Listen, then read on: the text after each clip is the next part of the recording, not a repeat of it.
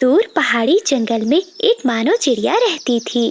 उसके पिता जंगल से लकड़ियां काटते थे। माँ की मृत्यु के बाद वही घर के सारे काम करती थी। समस्या उस दिन होती है जिस दिन मानो के पिता पेड़ से लकड़ियां काट रहे थे।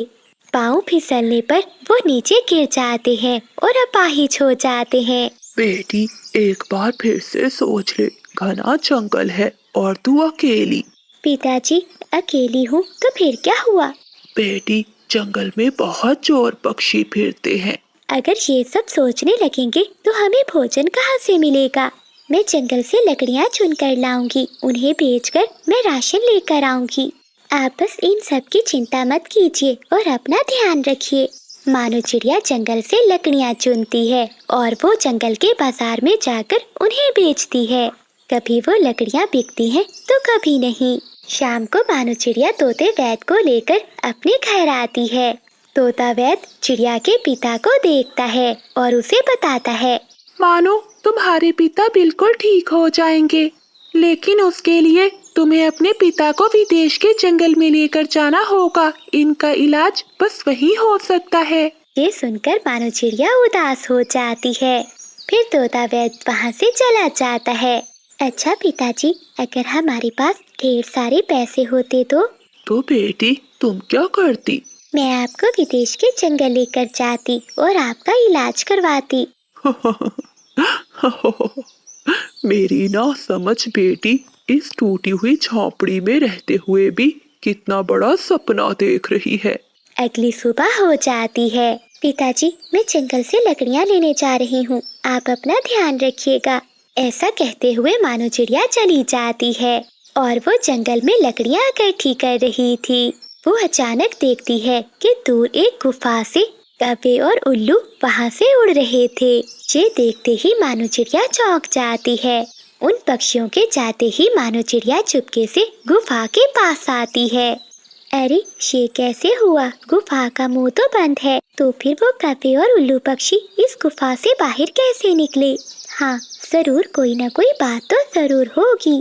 फिर मानो चिड़िया अपना पूरा जोर लगाती है और उस बड़े पत्थर को हटाने की कोशिश करती है, पर गुफा का मुंह किसी हाल में भी नहीं खुलता। ऐसा करते करते मानो चिड़िया का पंख एक पत्थर से जाकर टकराता है। बस उसी समय धड़ धड़ करते हुए गुफा का मुंह खुल जाता है। खुल गया, गुफा का मुंह तो खुल गया।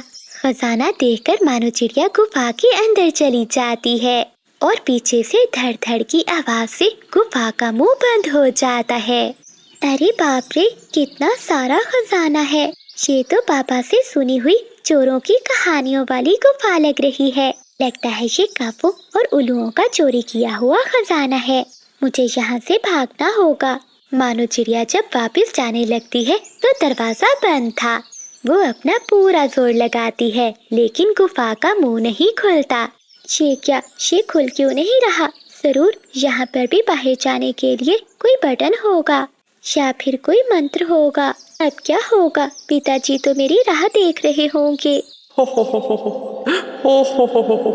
मानो चिड़िया जब पीछे देखती है तो उसके पीछे एक बड़ा भयानक राक्षस था। कौन कौन हो तुम? मैं इस गुफा का रक्षक हूँ। डरो मत, मैं तुम्हें कोई नुकसान नहीं पहुँचाऊंगा। आप जो भी हो, मुझे यहाँ से बाहर जाने दो। नहीं, ऐसा नहीं हो सकता। अब तुम्हें यहीं पर भटकना होगा। लेकिन क्यों? मैंने आपकी किसी भी चीज को पंख नहीं लगाया। अगर कोई इस गुफा में खाली पंख आता है तो वो इस गुफा में भटक जाता है। तो फिर वो पक्षी कैसे निकल गए? वो चोर अपनी चोरी करके यहाँ रख कर जाते हैं, इसीलिए तो यहाँ से निकल पाते हैं। तो फिर क्या जो वो खजाना यहाँ लेकर आते हैं कभी उसे लेकर बाहर नहीं जा सकते? हाँ हाँ, जितना वो यहाँ रख कर जाएंगे उतना लेकर जाएंगे। मानो चिड़िया के जो गले में हार पहना हुआ था वो वहाँ रख देती है। तो ठीक है, मैं ये अपना हार यहाँ रख कर जा रही हूँ। अब मुझे जाने दो। आपके अनुसार मैं ये लेकर आई हूँ और यहीं रख कर जा रही हूँ और बदले में कुछ ले भी नहीं रही हूँ। हाँ हाँ, ये तो सही कहा तुमने। ठीक है, जाओ जाओ। मानो चिड़िया की समझदारी के आगे वो राक्षस बुद्धू बन जाता है और गुफा का मुंह खोल देता है। फिर मानो चिड़िया वहाँ से भाग जाती है। अगले दिन जब वो चोर पक्षी गुफा में आते हैं तो वहाँ हार देखकर हैरान होते हैं। बादल मालिक, ये क्या? ये हार तो हमारा नहीं है और ये सोने का भी नहीं है। हाँ उल्लू, तुम ठीक कह रहे हो, ये हार तो पहले नहीं था। जरूर इस गुफा में कोई आया है। सरदार, तुम चिंता क्यों कर रहे हो? देखो, हमारा खजाना वैसे का वैसा ही है, कुछ भी चोरी नहीं हुआ। नहीं नहीं, गुफा के रक्षक जल्दी बाहर आओ। बादल कव्वे के इतना कहते ही गुफा का राक्षस आ जाता है। कहाँ गया था तू? क्या तू गुफा का पहरा नहीं दे रहा था? कौन आया था अंदर और वो बाहर कैसे निकला? एक चिड़िया आई थी यहाँ, वो ये हार रखकर यहाँ से चली गई। अच्छा, तो वो चिड़िया बहुत समझदार है। अगर वो यहाँ से जा सकती है तो दोबारा आकर हमारा खजाना चुरा कर भी जा सकती है। उसे पकड़ना ही होगा। अगले दिन मानो चिड़िया जंगल के बाजार में लकड़ियाँ बेच रही थी। वहीं चोर कौवा अपना भेष बदलकर बाजार में हार बेच रहा था। हार लीजिए, सुंदर सुंदर हार, कम दाम में हार लीजिए। ये क्या, देखती हूँ शायद कोई कम दाम में मुझे हार मिल जाए। फिर मानो चिड़िया वहाँ जाती है और हार देखने लगती है। तभी उसकी नजर अपने हार पर जाती है। अरे, ये तो मेरा ही हार है। चिड़िया अपना पंख बढ़ाकर वो हार उठाने ही वाली थी। तभी वो फिर सोचती है और अपना पंख पीछे कर लेती है। क्या ये हार? हो सकता है ये उन चोरों में से कोई हो। कहीं इसे शक ना हो जाए, मुझे यहाँ से जाना होगा। मानो चिड़िया वहाँ से चली जाती है। उस चिड़िया ने इस हार को उठाते उठाते अपना पंख पीछे कर लिया, पर लिया नहीं। क्यों? क्या ये वही चिड़िया तो नहीं है? देखना पड़ेगा। फिर वो चोर कौवा मानो चिड़िया का पीछा करने लगता है और चिड़िया का घर देख लेता है। मानो चिड़िया अब समझ जाती है कि अब वो बच नहीं पाएगी। किसी भी हालत में उसे यहाँ से भागना ही होगा। पिताजी, हम दोनों को यहाँ से जाना होगा।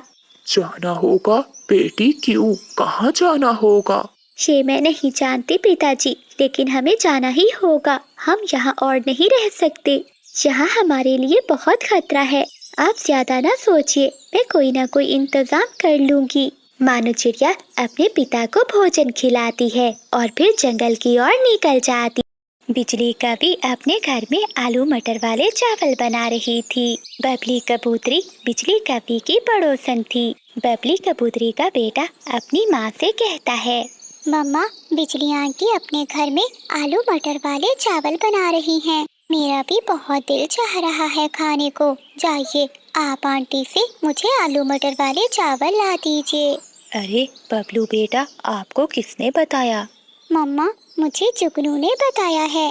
ठीक है बबलू बेटा, तुम घर पर ही बैठो, मैं अभी बिजली से चावल लेकर आती हूँ। बबली कबूतरी अपने घर से निकलती है और बिजली कभी के घर जाती है। बिजली बहन, मेरा बबलू भी आलू मटर वाले चावल मांग रहा है, मुझे 1 प्लेट चावलों की दे दो। ना ना कबूतरी, मैं तो किसी को 1 चम्मच भी चावल नहीं दूंगी। न जाने कहाँ से आ गई हो मुंह उठाकर। बिजली, तुम भी तो हर दफा मुझसे कुछ ना कुछ तो मांगने आती हो। अगर आज मैं चावल लेने आ गई तो क्या हो गया? चल चल निकल मेरे घर से, कहा ना मेरे पास चावल नहीं है। तो ठीक है कभी कभी दोबारा मेरे घर ना आना। फिर बबली कबूतरी वहाँ से चली जाती है। चिड़िया अपने घर के बाहर बैठी हुई थी। बबली कबूतरी चिड़िया के पास जाती है। बहुत बुरी है ये काली कवि।